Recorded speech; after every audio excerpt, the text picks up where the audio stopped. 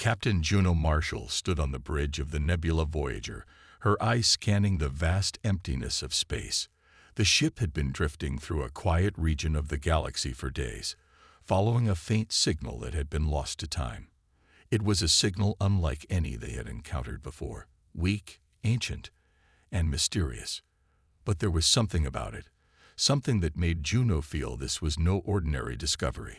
"Captain, we're approaching the coordinates," said Lieutenant Arlo Hayes, the ship's navigator, his voice cutting through the calm. He looked up from his console, the bright glow of the screens reflecting on his face. "The source is coming from an uncharted planet." Juno nodded, her fingers running over the console. The planet was in a forgotten part of the galaxy, far from any major space lanes. No civilization had come here in centuries. It was as if the planet had been abandoned and left to the sands of time. "Prepare to land," Juno ordered. "Let's see what's out there." The Nebula Voyager descended through the planet's thin atmosphere, its hull humming softly as it made its way toward the surface. The planet below was a barren wasteland, dotted with ruins of a once great civilization. Towering spires of metal and stone reached for the sky, their surfaces cracked and weathered by time. The ground was scattered with the remnants of buildings, now nothing more than piles of rubble. "This place looks deserted," Arlo remarked, his voice filled with awe. Juno stared out of the window. It was true. The planet had the air of a place that had been abandoned long ago, left to fade away without a trace. Yet that faint signal persisted. There had to be something here. The ship landed gently on the cracked surface. Juno, along with a small team of officers, disembarked onto the planet. As their boots hit the dusty ground, they were met with a silence so deep it felt like the planet itself was holding its breath. "This is incredible," Dr. Amelia Forsyth, the ship's archaeologist, whispered. She was kneeling beside a broken pillar, examining the strange symbols etched into its surface. These markings, they look alien. But the technology, it's advanced." Juno walked over to her, peering at the symbols.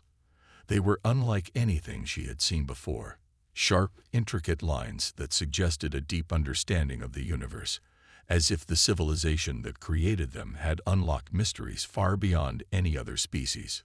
"Who were they?" Juno muttered, her voice barely above a whisper. "And where are they now?" "Maybe we'll find out," said Lieutenant Arlo. "We need to explore the ruins further, see if we can find any signs of life."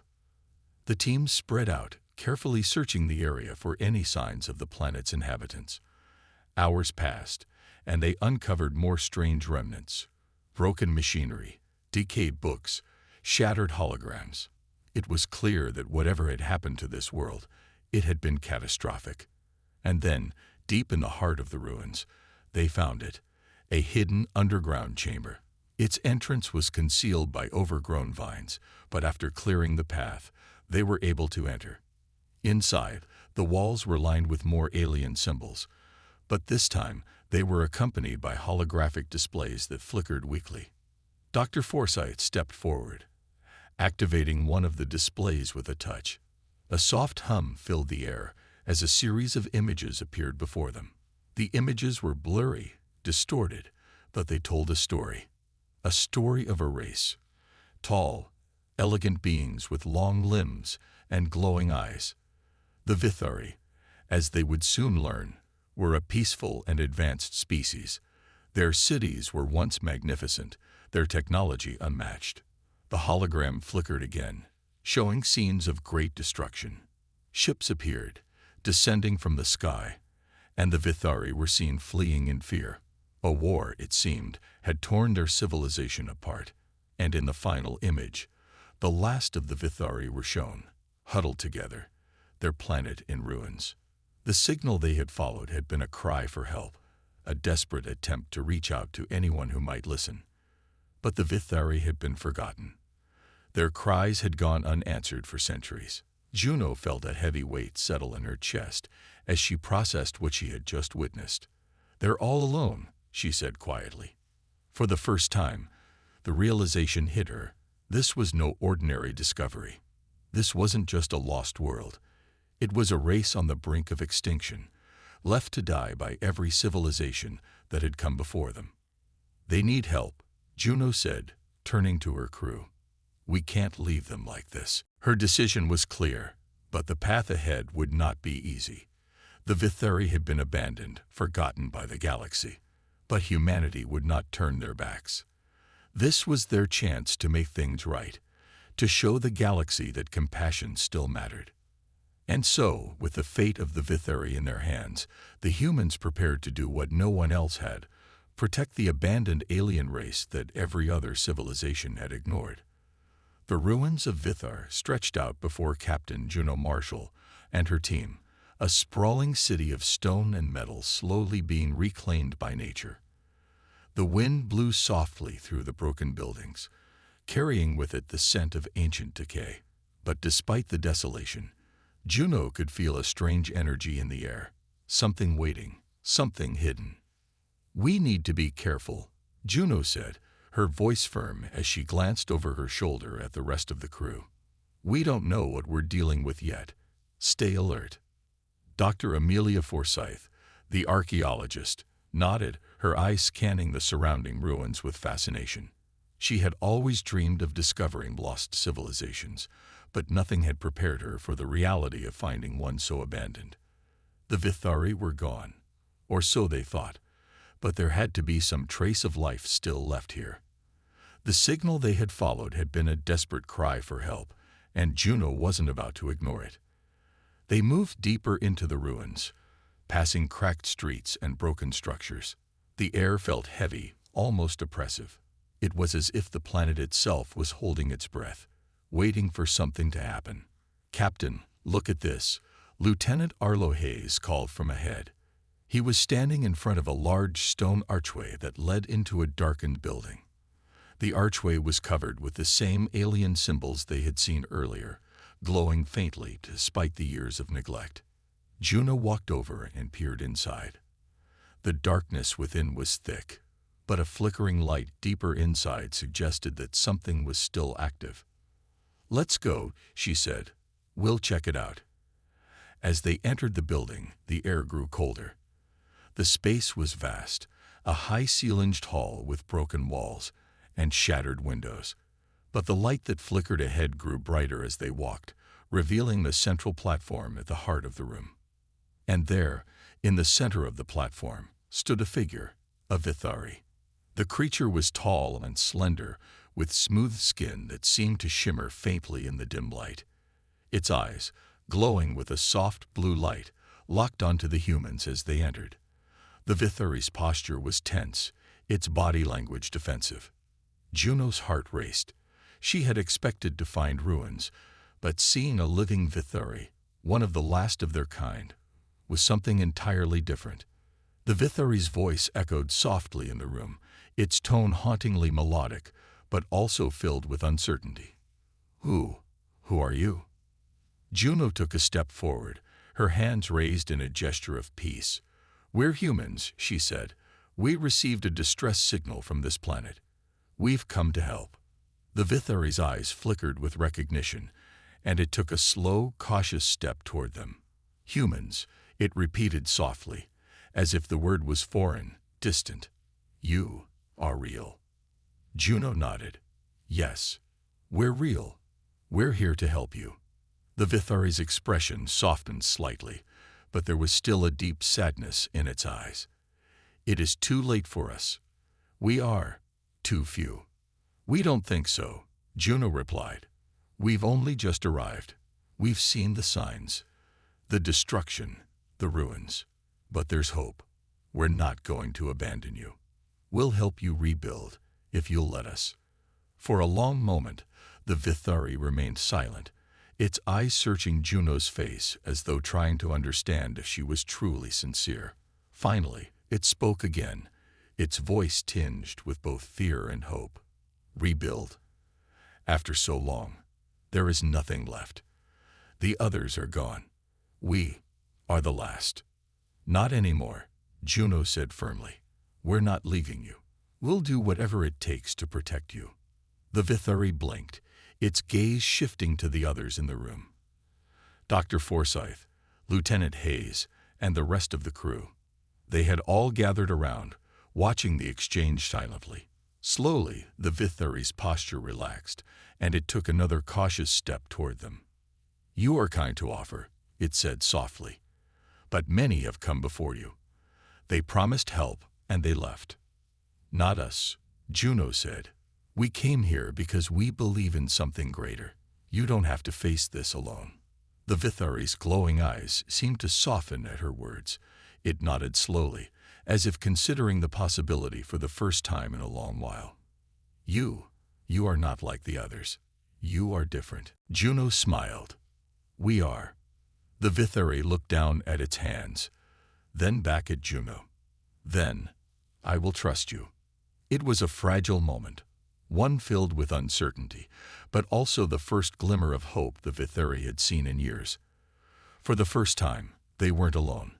They had someone to help them. As the crew gathered around the Vithari, ready to begin their mission, Juno could sense that this was only the beginning.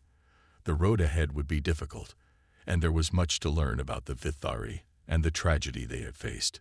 But one thing was clear: humanity had a chance to make a difference. The Vithari would no longer be forgotten. And together, they would rebuild what had been lost. Back on the Nebula Voyager, Juno sat in her captain's chair, her fingers tapping nervously against the armrest. The quiet hum of the ship was a far cry from the storm that raged in her mind. The discovery of the Vithari had changed everything, but it had also opened up a new set of challenges. The planet was barely able to support life anymore, and the Vithari were in danger of disappearing forever if no one helped them. Yet, the galaxy was indifferent. "Captain," Lieutenant Arlo Hayes said, his voice breaking through her thoughts, "we've received a transmission from the Galactic Council." Juno sighed, rubbing her forehead. The Galactic Council had ruled over countless planets for centuries, their influence reaching far and wide across the stars. But their decisions were often cold, based on politics, resources, and power. And right now, they were focused on maintaining the balance of power rather than saving a dying race that had long been forgotten. "Patch it through," Juno ordered. The screen on her console flickered to life, and the face of a tall, silver-skinned alien appeared. It was Vrel, the representative of the Galactic Council. His eyes were narrow, and his expression, as always, was unreadable. "Captain Marshall," Vrel said, his voice formal and emotionless. "I trust you are well. However, I must address a matter of utmost importance regarding your recent activities on the planet Vithar." Juno sat up straighter, her jaw tightening. "What about it?" she asked, trying to keep her tone calm. "The Vithari are a lost civilization," Vrel said bluntly. "They are beyond saving. Their resources are depleted. Their technology is of no interest to us. You are wasting valuable time and energy on a species that has already doomed itself."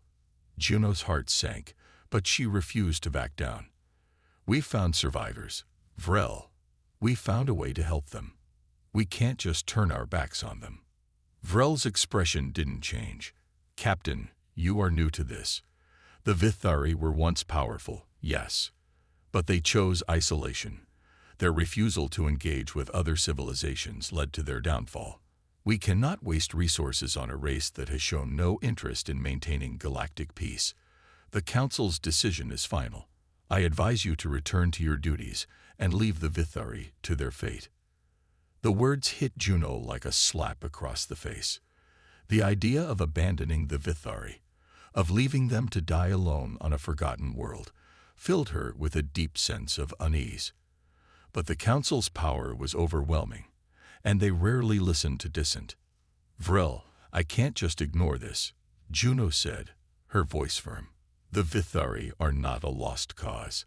They have knowledge that could help us all. They deserve a chance." Vrel's eyes narrowed. "I see. Then you are choosing to ignore the will of the Galactic Council." Juno's heart raced. She knew what that meant. Disobeying the Council was not a small matter. It could lead to serious consequences, but she could not turn her back on the Vithari, not after what she had seen. "I'm not ignoring it, Vril," she said, her voice steady. "I'm choosing to do what's right. I'm choosing to help them." There was a long silence on the other end of the transmission. Vril's cold gaze seemed to pierce through the screen. But finally, he spoke again, his tone heavy with warning. "Very well, Captain. But know this, if you continue down this path, you will have no support from the Council. You will be acting alone, and you will be responsible for the consequences." The transmission cut off abruptly, leaving Juno staring at the blank screen.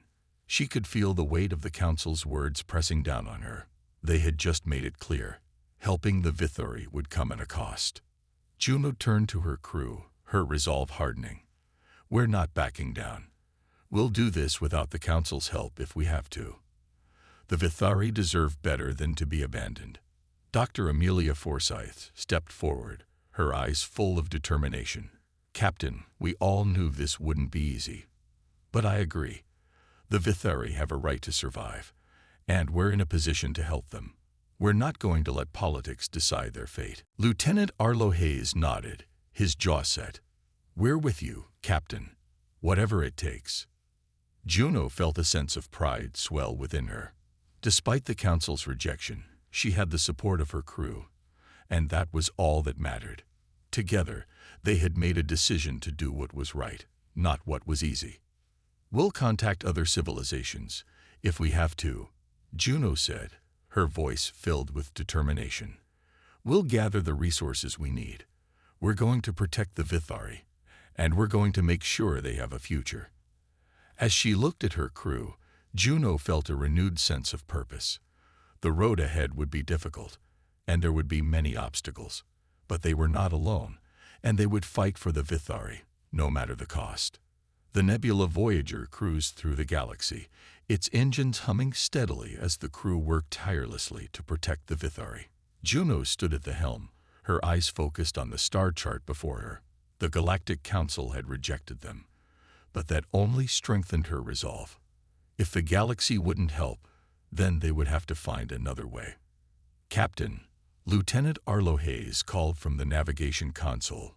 "We're approaching a nearby system. It's a trade hub, neutral territory. It could be a good place to gather allies and resources." Juno nodded, her mind already working. "Send a message to all nearby ships. Let them know we're here and we're looking for support." "Understood," Arlo replied. As the Nebula Voyager entered the system, the stars flickered past, and Juno couldn't help but feel a strange sense of hope.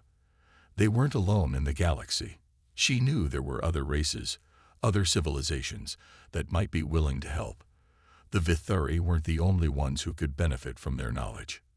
The trade hub was a bustling collection of ships and stations, a haven for travelers and merchants from all corners of the galaxy.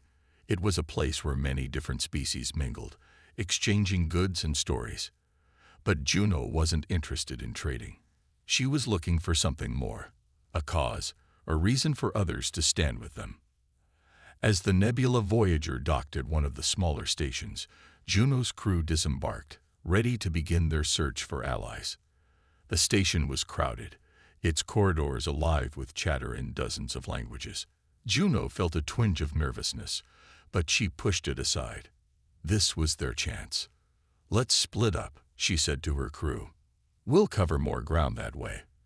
But keep an eye out for anyone who looks like they might be willing to help. We need more resources, supplies, and most importantly, support." Dr. Amelia Forsyth, always eager to learn, headed toward a group of traders gathered around a stall, while Lieutenant Hayes went to speak with some military officials. Juno walked deeper into the station, her eyes scanning the crowds. It wasn't long before she came across a small group of mercenaries, their uniforms dirty and worn, but their presence unmistakable. They were tough, practical types who lived for credits, but something in their eyes suggested they weren't just in it for the money. "Excuse me," Juno said, approaching them cautiously. "I need to speak with your leader." The mercenaries exchanged wary glances, but one of them, A tall humanoid with deep green skin and tattoos marking his face stepped forward. "You've got a lot of nerve, coming up to us like this," he said gruffly. "What do you want?"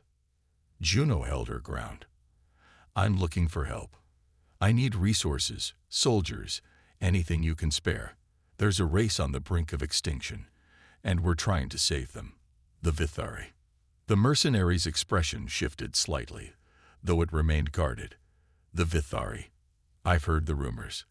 They were a powerful race once, but now they're just a ghost story, aren't they?" Juno shook her head. "Not anymore. They're still alive, and they need our help.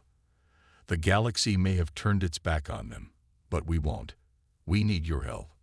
The mercenary leader studied her for a long moment, his eyes narrowing. "You're asking for a lot, Captain. Why should we risk everything for some race nobody cares about?" Juno took a deep breath, choosing her words carefully. "Because the Vithari have something no one else has, a knowledge of ancient technologies that could change everything. This isn't just about helping them. It's about helping us all. The Vithari were once the most advanced civilization in the galaxy, and their knowledge could help us avoid the mistakes they made. It could prevent other species from falling into the same trap. We can't let them die out." The mercenary leader looked over his shoulder at his team, then back at Juno. "I'll tell you what, Captain. You're convincing. But you're not the only one asking for help. There are others, richer, more powerful organizations that offer better rewards than you can. Why should we choose you?" Juno knew the answer, and she didn't hesitate. "Because we don't care about rewards. We care about doing what's right. And if we can't count on the council to help, we have to stand on our own." The mercenary leader paused for a moment, his fingers tapping his chin. Then, without warning, he extended his hand to Juno. "You've got yourself a deal, Captain," he said. "We'll help you. We'll gather what we can and bring reinforcements. The Vithari may be out of reach for most, but not for us." Juno shook his hand, a smile crossing her face. "Thank you. You won't regret this." As they left the group of mercenaries, Juno felt a weight lift from her shoulders. It wasn't much, but it was a start. With the help of the mercenaries, they could begin to gather the resources they needed to protect the Vithari. She knew the road ahead would still be difficult, but for the first time, she felt like they were making real progress. And just as Juno and her crew were about to head back to the Nebula Voyager, a voice called out from behind them, "Captain Marshall."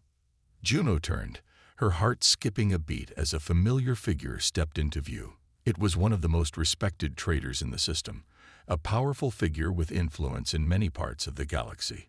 Juno had never expected to see him here.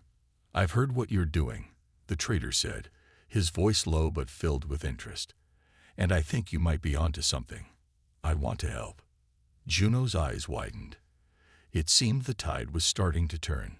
The Nebula Voyager hummed quietly in space, the stars glittering through the viewports as it drifted toward an uncharted section of the galaxy. Captain Juno Marshall stood at the helm, her eyes scanning the dark expanse ahead. It had been weeks since they had started their mission to protect the Vithari, and although they had made progress, the road ahead was still uncertain. But something in the air had changed. There was a sense of unity among her crew, and even a glimmer of hope that spread across the galaxy as they rallied others to their cause. "Captain, we're approaching the rendezvous point," Lieutenant Arlo Hayes said, glancing up from his console.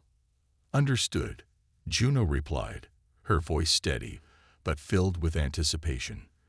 The Nebula Voyager had made an agreement with a growing coalition of traders, mercenaries, and sympathetic factions. The trader they had met at the station was more than just an ally. He had connections to other systems, and word had begun to spread of their efforts. Soon, they had gained enough support to challenge the might of the Galactic Council, who still refused to acknowledge the Vithari's plight. As they neared the rendezvous, Juno was joined by Dr. Amelia Forsyth, who had been working nonstop to learn more about the Vithari's technology. The archaeologist had uncovered crucial information from the Vithari ruins, and it was clear now that this mission had become about more than just saving a species. It was about learning from the past to ensure that the same mistakes were never repeated.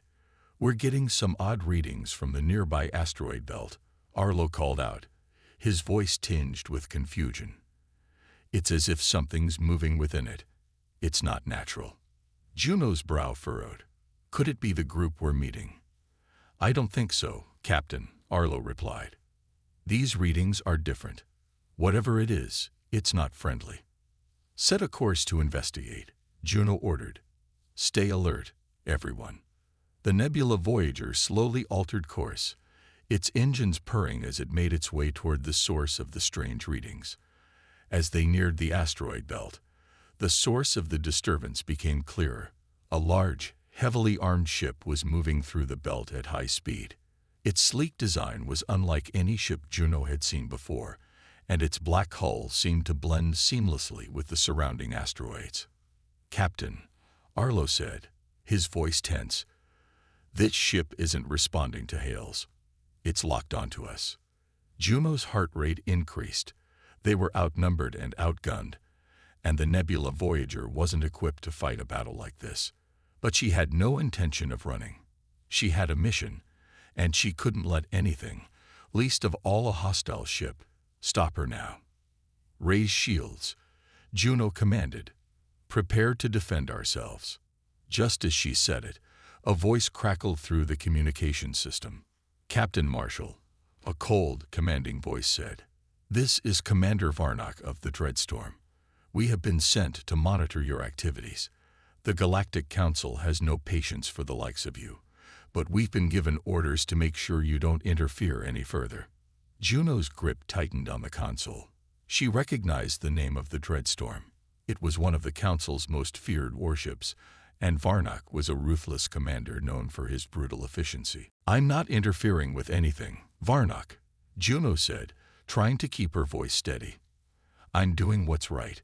We're trying to help a species that the Council abandoned." Varnock's laughter crackled over the line, harsh and mocking. "You think you can defy the Council?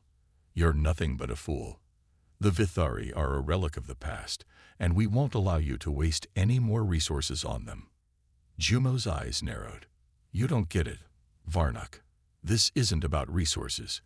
It's about doing what's right. And if you think you can intimidate us into stopping, you're wrong."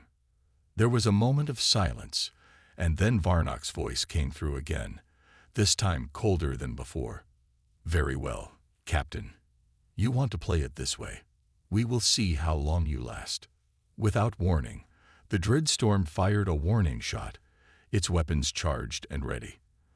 The blast shook the Nebula Voyager, but the ship's shields held strong. "Damage report," Juno barked. "We've got some minor shield fluctuations," Arlo replied, his fingers flying over the console. "But we're holding steady. No major damage yet." Juno gritted her teeth. She had to think fast. They couldn't fight the Dreadstorm head-on. But she had something else, an advantage that Varnock didn't know about. "Amelia, we need to release the decoys," Juno said, her mind working quickly. "We'll split their focus." Dr. Forsyth nodded, already moving to initiate the plan. The crew had developed a series of advanced holographic decoys that could confuse even the most advanced sensors. The moment the decoys were deployed, the Nebula Voyager shimmered, becoming surrounded by multiple false images of the ship, each one looking as real as the next. Varnock's ship fired again, but this time, the blast missed.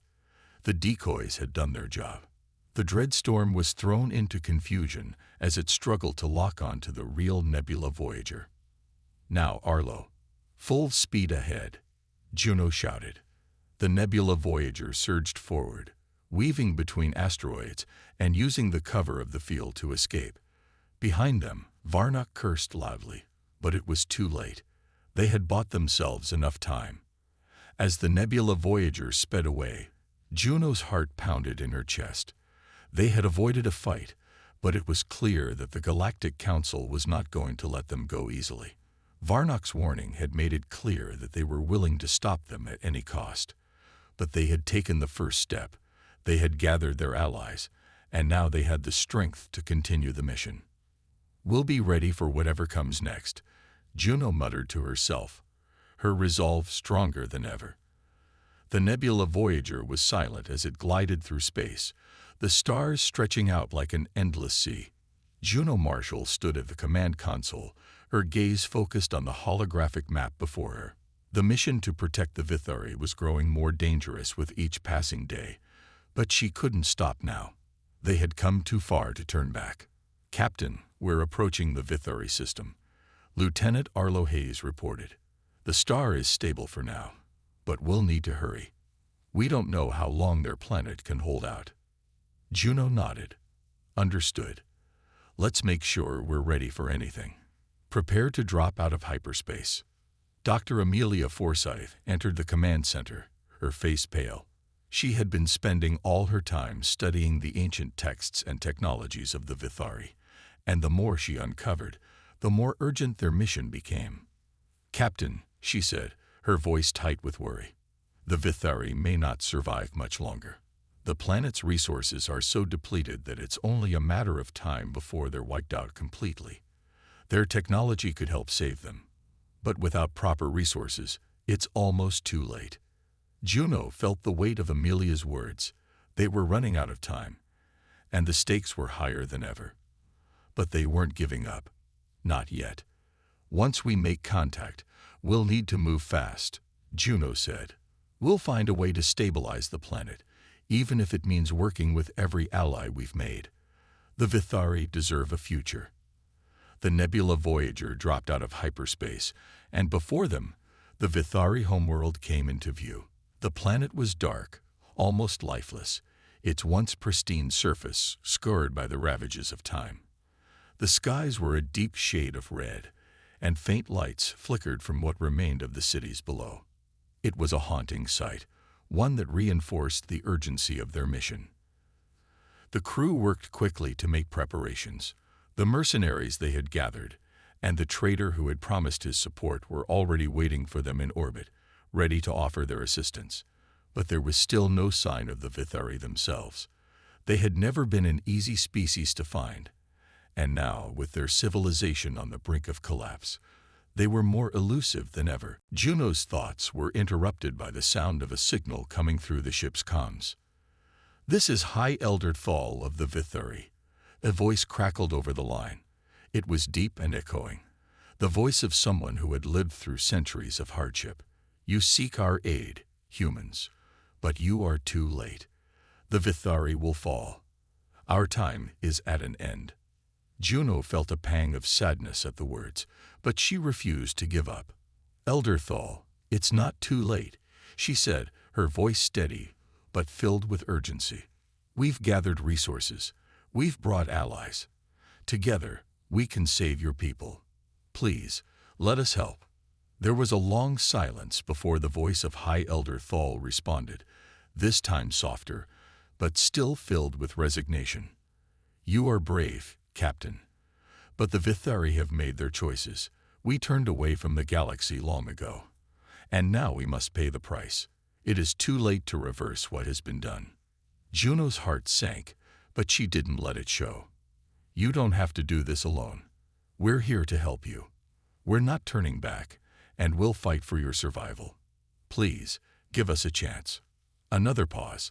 Then finally, the voice of High Elder Thal came through again. "Very well.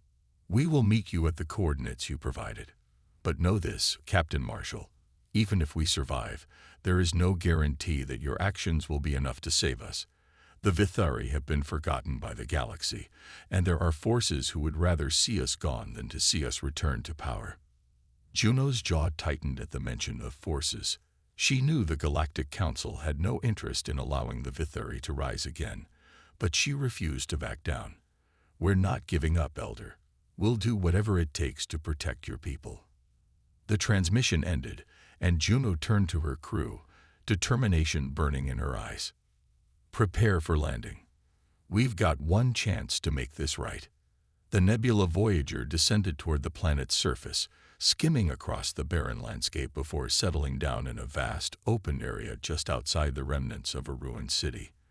As the crew disembarked, they were met by a group of Vithari, their faces weary and resigned. Their bodies were gaunt, their once great features dulled by years of hardship. But there was still a fire in their eyes, a spark of hope that had yet to be extinguished. High Elder Thal stepped forward, his ancient form hunched and fragile, but his presence still commanding. His eyes fixed on Juno with a mixture of awe and caution. "You came," he said, his voice filled with disbelief. "The galaxy has turned its back on us, but you came to help."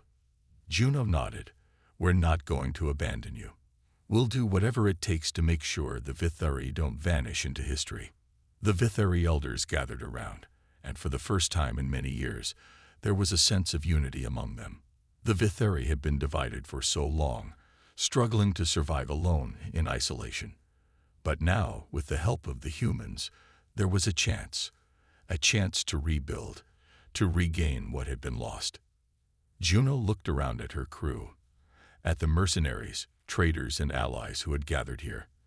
They had all come together, united by a common cause, to protect a species that had once been the pinnacle of galactic civilization.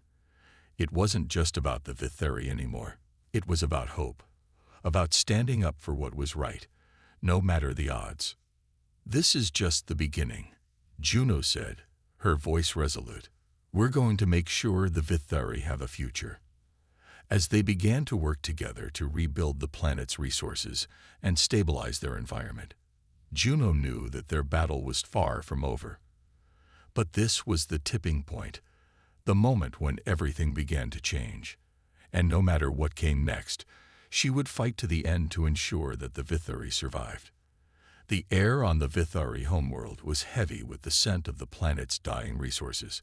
Yet, in the midst of this desolation, there was a growing sense of something more, something that felt like the first breath of a new beginning. The Nebula Voyager had been on the surface for days now, working tirelessly with the Vithari to bring their planet back from the edge of extinction. Every effort was focused on restoring the planet's balance, using ancient Vithari technology, combined with the resources brought by Juno's crew. But it was clear, this was not just about saving a species. It was about restoring hope to a galaxy that had long abandoned them. Juno Marshall stood in front of the Vithari city ruins, watching as her crew and their new allies worked together to rebuild. The mercenaries and traders were helping set up temporary facilities for food production, while Dr. Amelia Forsyth led a team to decipher more of the Vithari technologies that could help the planet recover. Every piece of knowledge they uncovered added a new layer of possibility to the equation. "Captain," Lieutenant Arlo Hayes called out as he approached, his face filled with cautious optimism. "We've managed to stabilize the atmosphere for now. It's not perfect, but it's a start." Juno nodded, allowing herself a small smile. It wasn't much, but it was more than they had ever hoped for. "And the Vithari?" Juno asked. "How are they doing?" "They're starting to believe in it," Arlo said, glancing back at the Vithari, who were working alongside the humans. "They've seen the changes. Their energy levels are improving, and the resources we've brought seem to be replenishing the food supply faster than we expected." Juno's eyes swept over the gathering. High Elder Thal had been a source of strength throughout the process, offering wisdom and guidance when the weight of the situation seemed unbearable. The other Vithari, once fearful and reserved, were beginning to trust the humans who had come to help. But it wasn't just about fixing the planet. The Vithari had a long history of isolation, and even now many of them struggled to accept the idea of reintegration with the rest of the galaxy. For centuries, they had withdrawn from galactic affairs, their civilization fractured and scattered. It would take more than just physical restoration to bring them back into the fold. It would take healing and reconciliation. "We need to prepare for the Council," Juno said, her voice sharp with determination. "Once we stabilize things here, we can't afford to wait. We need to send a message to the galaxy. We're not backing down." Arlo looked at her, his expression serious. "You think the Council will listen after everything that's happened?" "I don't care if they listen," Juno replied firmly. "We'll make them listen. The Vithari will not disappear into history, not while we're here." Just then, A soft, rhythmic hum interrupted their conversation. Dr. Forsyth approached, her face lit with excitement. "Captain, you need to see this. We've unlocked more of the Vithari's energy systems. With the right modifications, we can stabilize not just their planet, but entire sectors of the galaxy. Their technology is more advanced than we thought." Juno's eyes widened in surprise. "You're saying that the Vithari have the ability to prevent entire systems from collapsing?" "Yes," Amelia confirmed. "We can restore energy to countless planets that are struggling with resource shortages, pollution, or environmental decay." Juno's mind raced. This was the breakthrough they had been hoping for. A chance not just to save the Vithari, but to change the fate of entire civilizations. The implications were enormous. As the day wore on, Juno gathered her team to discuss their next steps. The Vithari, now convinced of the human crew's sincerity, had agreed to share their technology, if the galaxy would give them a chance. It was an opportunity that Juno couldn't ignore. The Council, with all its bureaucracy and politics, would need to be confronted, but this time, they wouldn't face it alone. "We'll need to go to the heart of the galaxy," Juno said, her voice unwavering. "The Council's headquarters. We'll show them what we've done here, what we've learned, and we'll demand they support the Vithari." Arlo nodded. "It's a risk, Captain. If the Council decides to fight us, we could lose everything we've worked for." "I'm willing to risk it," Juno replied. "The Vithari deserve a chance. The galaxy deserves a chance. We can't allow fear and pride to dictate our future." Night fell over the Vithari homeworld, and Juno stood on the edge of a cliff, looking out at the stars. The planet, though still scared, had a quiet beauty about it. For the first time in years, it felt alive, like a place with a future, not just a past. Beside her, High Elder Thal approached. He had always been a figure of stoic wisdom, but now there was a glimmer of hope in his eyes. "You have given us a gift, Captain Marshall," he said quietly. "Perhaps the galaxy has more to offer than we thought." Juno smiled, her gaze fixed on the stars. "The galaxy may have turned its back on you, Elder, but we're here to make sure it never forgets you again." As she turned to face the crew, ready to take the next step in their fight, Juno felt a sense of resolve that had never been so strong. The path ahead was uncertain, but the choices they made now would echo through the future. No longer would the Vithari be forgotten. No longer would humanity stand by while others suffered. Together, they would reshape the galaxy, not just for the Vithari, but for all the civilizations that had been abandoned. And as the Nebula Voyager lifted off from the surface of the Vithari homeworld, Juno knew this was only the beginning. The galaxy had a new chance to grow, and she would fight with everything. She had to ensure that it embraced this new era, one where no species was left behind, and no voice went unheard.